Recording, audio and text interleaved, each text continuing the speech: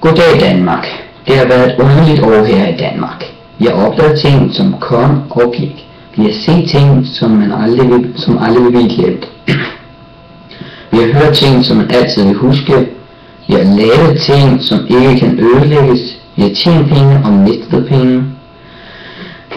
Danmark har fået mange liv og mistet mange liv. Danmark har også inspireret folk fra andre lande. Men hvis der er noget, som der ikke er godt, er skolerne måske at tænke sig at gøre timerne længere. De giver ingen mening, og de siger, at for at vi kan, i stedet for at gå til sport i fritiden, så vil der komme flere idrætstimer.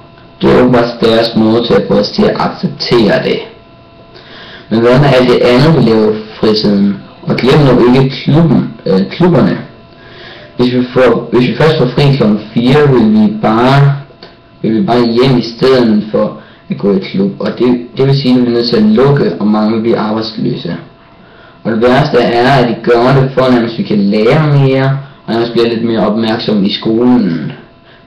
Men det er jo lige præcis det omvendte af, at de kommer til at få ud af det. Fordi de fleste bliver måske meget kedeligt i skolen klokken 2 til 3. Og hvis vi får fri klokken 4, så kommer man til at dårne, og ikke kommer til at lære noget som helst. Og så tænker de små børn, de vil jo have skolen for altid. Nå, i hvert fald så slutter det emne.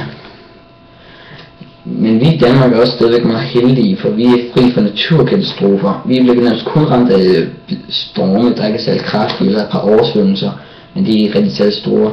Hvorimod i New York, hvor der har været en kæmpe tornado, og der har ikke været nærmest en kæmpe storm, der har gjort meget skade lige siden, for eksempel da jeg var 1 år gammel.